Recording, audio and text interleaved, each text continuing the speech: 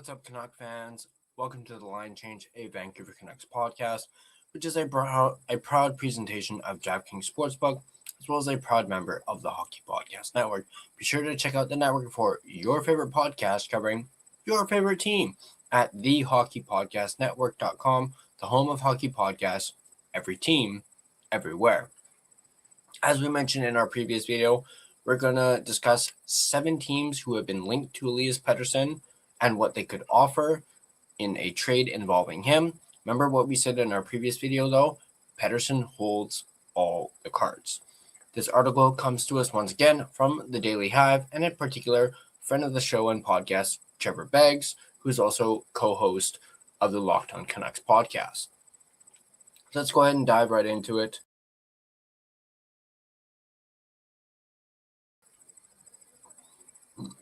Elias Pettersson was once the future face of the franchise.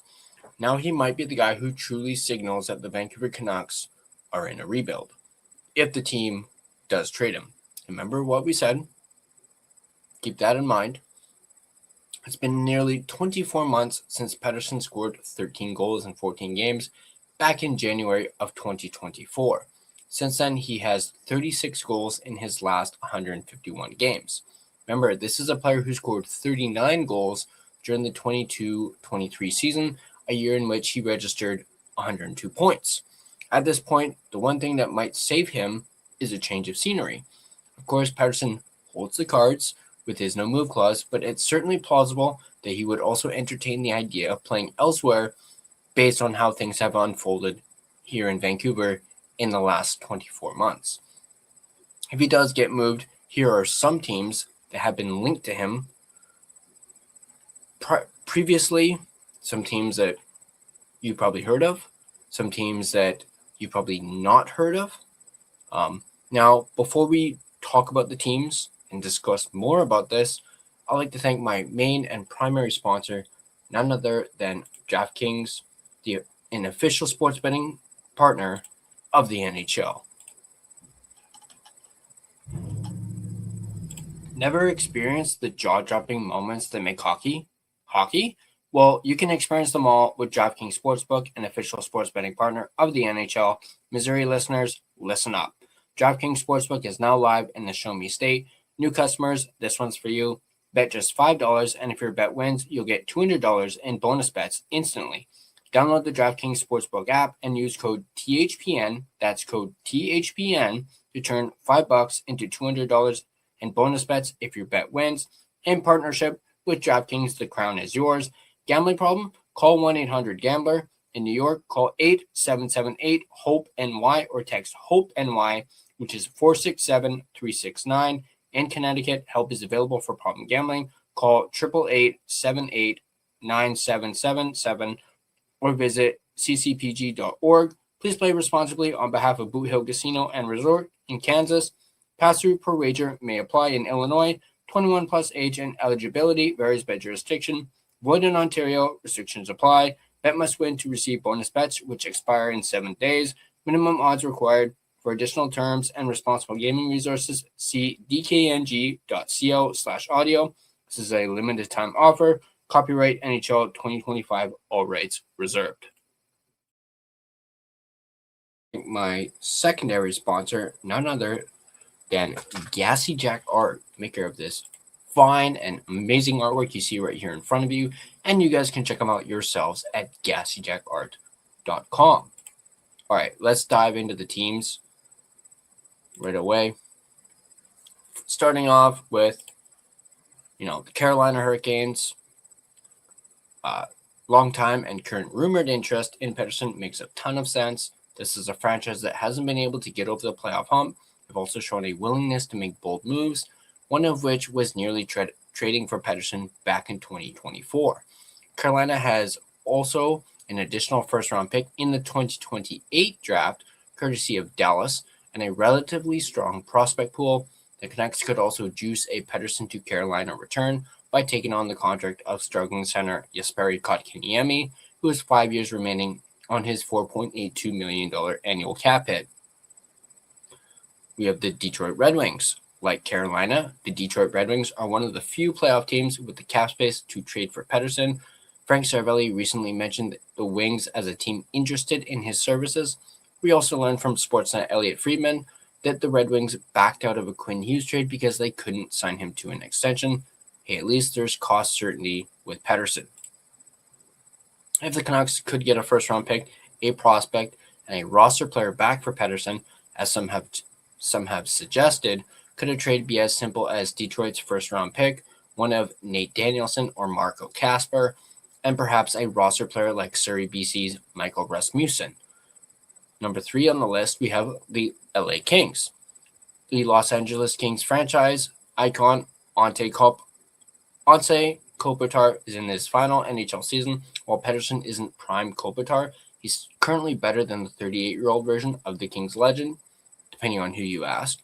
Pettersson's wife, Caitlin, also spent 13 years living in LA.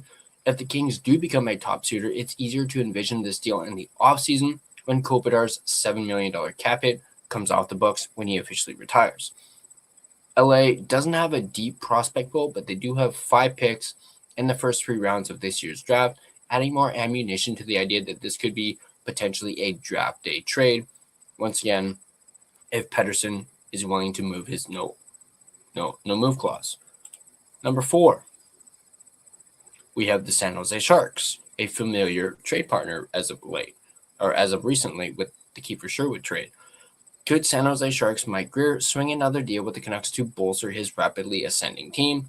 Outside of Macklin Celebrini, the Sharks do have question marks at center. Michael Misa is the future second-line pivot, but the 2025 second overall pick has also spent a lot of time in junior playing the wing, leaving that as an option for the Sharks if they do target Pettersson.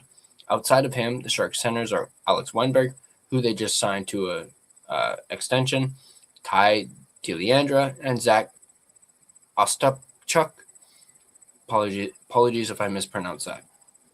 The Canucks were linked to 21-year-old center Philip Bystead before the Kiefer Sherwood trade. Could the Canucks snag him along with a first-round pick in a deal for Pettersson? You guys know how high I was on Bystead and how much I wanted him in that Sherwood deal. Perhaps they would be willing to do it with Pettersson. Number 5 is the Chicago Blackhawks. Whether it's Celebrini or Connor Bedard, you can envision Pettersson as a defensively responsible second-line pivot behind either young star. Patrick Johnston of the province alluded to this recently, and both teams have the cap space to absorb his contract, along with the draft capital and prospects to pull off a deal.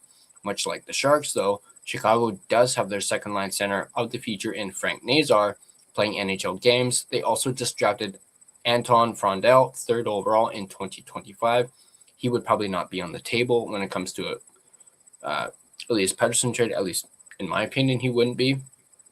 If a trade were to work, could the Canucks target a first-round pick plus one of Chicago's B-level prospects like Sasha Boisford, Oliver Moore, or Mason West? That's right. Sorry. The Ottawa Senators. Say what you want about Travis Green's tenure in Vancouver, but he did help Pettersson break out as an NHL star. He had the wherewithal to play him at center when some believed he'd be better suited to the wing. You can envision a reunion between Pettersson and Green working. Ottawa should also have the desire to make a splash, considering that they're falling behind in the Atlantic Division arms race. Their past interest in Pettersson was brought up recently by the fourth period's David Pagnotta. However, the Sens lack a first-round pick in this year's draft, and their prospect pool is pretty weak. And even with Claude Giroux on the back end of his career, the Sens have centers such as Tim Stützle, Dylan Cousins, Shane Pinto, and Ridley Greig. Any Pettersson trade would likely have to include one of Cousins, Pinto, or Greig, because honestly, I do not see, Timmy Stu being part of the trade coming back to the Canucks. And last but not least, the Utah Mammoth. The NHL's newest franchise was linked to Pettersson by Pagnotta. Unlike Ottawa, it's a bit easier to see Ottawa making the splash. Their franchise has been stockpiling assets for years, but they've been unable to get over the hump. They also have a lot of uncertainty down the middle with Logan Cooley injured and Nick Schmaltz a pending UFA. Other centers like Jack McBain and Kevin Stunland are depth guys, while Barrett Hayton has largely disappointed after being selected 5th overall in 2018. It's probably unrealistic to see Utah part with top prospects such as Caleb Denoye or Tej Iginla, but they could move a guy like center Cole Bodine, 6'5" winger Daniil, but along with the draft pick, much like the Kings, a potential trade to Utah is easier to envision in the offseason once Utah's cap situation clears up and they figure out what to do with players like Schmaltz and Hayton. So with all that absorbed, now obviously looking at these teams, obviously the one that people have been talking about the most is the Carolina Hurricanes. I could actually see PD being a good fit for them. They're a fast-paced team, although PD would probably not be their first-line center, as they already have Sebastian Aho, so he'd likely slot in as their number 2 center. Maybe that might take a little bit of the pressure off of PD, but it also makes you wonder how that would look, having an $11.6 million player as your second-line center. Now, of course, there's absolutely no way that the Hurricanes are going to trade Aho for PD. There's absolutely no way they're going to do that. Or do a swap for swap. Now, of course, there's been talk about the Hurricanes wanting to move off of Kotkaniemi's contract. And you guys know that I've made my opinion quite clear on him and how I do not want him on this Canucks team, despite his age. And I don't know if the Canucks are even all that interested in Kotkaniemi anymore. Of course, if an Elias Pettersson trade were to happen, a center has to come back in the deal. I think we've made that pretty clear. A center has to come back.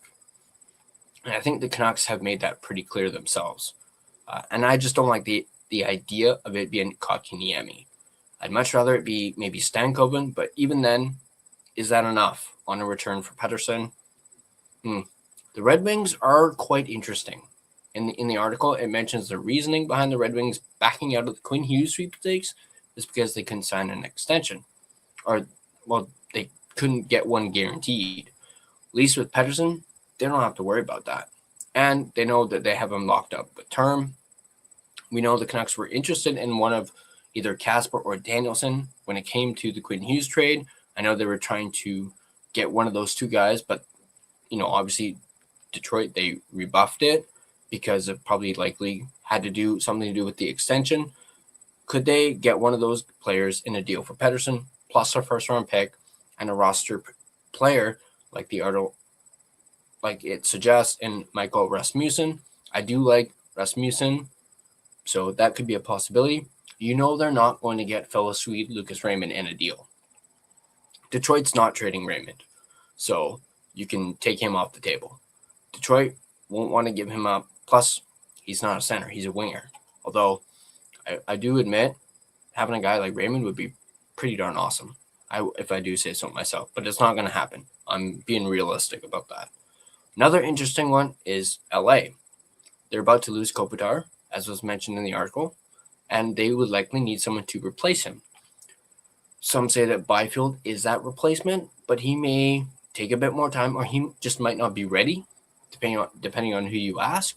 Once again, the Canucks aren't going to get Byfield in a trade for Pettersson. Although I know some people have kind of brought up Byfield's name in a trade for Pettersson. LA is not going to do it. San Jose, they are also intriguing. As the Canucks, as we mentioned, did just trade Sherwood to the Sharks for a couple second-round picks and an AHL defenseman. Could the Sharks try and get Pettersson to bolster up this young and up-and-coming team? Yes, they have Michael Misa, who could very well be the team's next bona fide second-line center. But he, as was mentioned in the article, he's been playing wing as of late. So, when we talked about Philip Bystad, and his name particularly when it came to Sherwood, maybe the Sharks just weren't willing to give up Bystad for Sherwood. Could they get him for Pettersson? Who knows? Actually, fun little fact, I'm actually going to be on a Sharks podcast later today, and I'm going to ask them about that. See, would they be willing to have Bystad in a package for Elias Pettersson? And I'll let you know what they say. The last three teams are, of course, the Blackhawks, Senators, and the Mammoth. Blackhawks, as I mentioned, they have lots of B-level prospects the Canucks could target. I don't see a trade involving Nazar or even Frondell. Again, I just don't think those are two players that the Blackhawks would be willing to part for Pettersson. I could be wrong, but they can, as was mentioned, they can absorb Pettersson's contract, much like the Sharks can, as they have the cap space. Now, when it comes to the Senators, I'm a little iffy on this. Their prospect pool, as we mentioned, is pretty weak, and I don't see them trading Stützle, as we mentioned already. Maybe Cousins or even Pinto. I would be interested in a guy like Cousins or Pinto. Even maybe Grieg. Unlikely a trade involves one of the latter three, as we mentioned, as the article mentions. I'm not so sure about the Mammoth either. Cooley is likely not being moved, so you're not going to get Logan Cooley, as much as I would love to have a guy like Logan Cooley. But right now, he's obviously currently injured, which leaves Hayton and Schmaltz, the latter of whom is a pending UFA. I haven't really been impressed with Hayton. Obviously, he's been a little, disappointing for what he's become, considering he was, drafted so high in 2018, and he was drafted 5th, so he hasn't really panned out. He is still relatively young, so perhaps he could blossom late, kind of like how Kiefer Sherwood did. But you also mentioned McBain, Stenlund. They're both depth guys. Caleb Denoyer, at least I think that's how you pronounce his name. If I didn't pronounce it properly, I apologize. Likely is another untouchable, like I've mentioned with some of these teams already, a few untouchables. But I want to know what you guys think. Let me know what you guys think in the comments down below. Shout out and thank you to my sponsors once again, DraftKings and Gassy Jack Art. And also, if you guys like this video, be sure to hit that like button. And if you want to stay up to date on all your Vancouver Canucks content, be sure to smash that subscribe button and turn on your notifications so you don't miss a single video. While you're at it, go ahead and check out our official merchandise store. Right now, we're currently selling our 1-year anniversary collection because we are rapidly approaching our 1-year anniversary towards the end of February. It comes complete with our completely redesigned logo, both in blue and green, as well as our skate version of the logo. And I gotta say, those black hoodies with the skate logo look absolutely fire. The white ones do too. Go ahead, check it out. TheLineChangePodcast.threadless.com. We do have some sales going on, so go ahead and check those out as well. If you want to be part of the discussion and have more discussions such as this one, join our official Discord. There is a link to it in the description down below. It is completely free to join. You can also find us on social media and interact with us on social media. Facebook, Instagram, X, TikTok, Blue Sky. We're everywhere. Feel free to give us a follow on all of our social media platforms. Speaking of platforms, if you prefer an audio version of this podcast, you can find us on both Spotify and Apple Podcasts. On Spotify, feel free to give us a follow, as well as rate and review us on either platform. It is of course, greatly appreciated, and it really helps out the podcast. Also, if you had a favorite episode on either platform, go ahead and download that episode so you can watch it anytime you want. Same thing with any other favorite episodes that you absolutely loved. Go ahead, download those. Those also will really help out the podcast as well. And as always, once again, let me know what you guys think in the comments down below. And I'll catch you guys in the next video. And as always, go Canucks go.